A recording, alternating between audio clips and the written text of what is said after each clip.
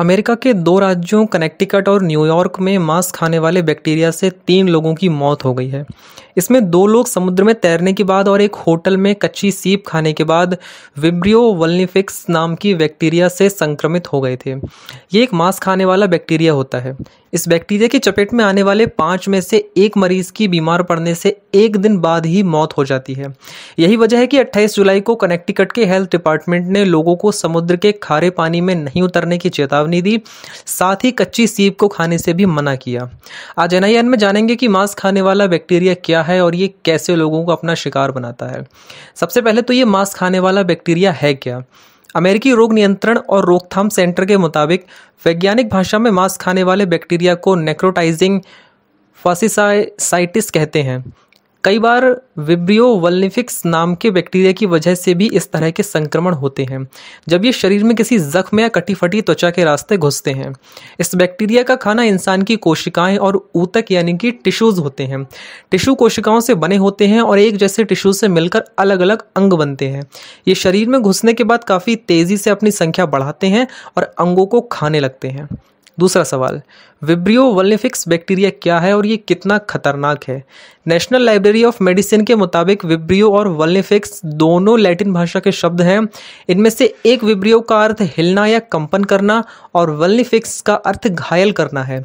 इस प्रजाति के बैक्टीरिया मुख्य रूप से 3 तरह के होते हैं: विब्रियो कॉलरा, विब्रियो पैराहामोलिटिक्सवी और विब्रियो वल्निफिक्स। अमेरिका में 3 लोगों की मौत विब्रियो वल्निफिक्स से संक्रमित होने के बाद हुई है। ये बैक्टीरिया स्वाभाविक रूप से समुद्र के तटीय क्षेत्र में पाए जाते हैं। तीसरा सवाल, विब्रियो वल्निफिक्स बैक्टीरिया से सबसे ज़्यादा खतरा कब और कहाँ होता है? मई से अक्टूबर के बीच जब समुद्री पानी गर्म होता है तो इस तरह के बैक्टीरिया की संख्या बढ़ जाती है। ये बैक्टीरिया तटीय क्षेत्र में आ जाते हैं। अमेरिकन मेडिकल एसोसिएशन जनरल के मुताबिक इस दौरान जब इंसान समुद्र में नहाने के लिए उतरते हैं तो घाव या किसी कट के जरिए ये बैक्टीरिया शरीर में घुस जाते हैं। इसके अलावा सी फूड के जरिए भी ये बैक्टीरिया इंसानों के शरीर में प्रवेश कर संक्रमित करते हैं। इसलिए अमेरिका के कई राज्यों ने चेतावनी जारी कर लोगों को समुद्री पानी में उतरने से मना किया है। इसके अलावा कच्ची सीप व दूसरे सी फूड को भी खाने से परहेज करने के लिए सलाह दी है। सवाल नंबर 4, ये बैक्टीरिया कितना खतरनाक होता है? ये बैक्टीरिया इतना ज़्यादा खतरनाक होता है कि इससे संक्रमित होने वाले हर 5 में से एक मरीज की मौत हो जाती है। ये इस बात पर निर्भर करता है कि संक्रमित होने वाले मरीज के शरीर की प्रतिरोधक क्षमता कितनी मजबूत है। अगर कमज़ोर प्रतिरोधक क्षमता है तो 1 से 2 दिन में मरीज की मौत हो सकती है। उदाहरण के लिए जिन लोगों को दिल की बीमारी होती है या जो दवा लेते हैं उन लोगों के शरीर पर इस बैक्टीरिया का संक्रमण तेज़ी से होता है। ये बैक्टीरिया दूसरे मांस खाने वाले बैक्टीरिया की तरह शरीर में घुसते ही सबसे पहले ब्लड सेल्स या रक्त कोशिकाओं पर हमला करता है। इससे शरीर में खून का एक जगह से दूसरी जगह जाना बंद हो जाता है। इसकी वजह से शरीर के कई अंगों में खून की कमी होने लगती है। विब्रियो वल्निफिक्स बैक्टीरिया से संक्रमित होने के क्या लक्षण हैं?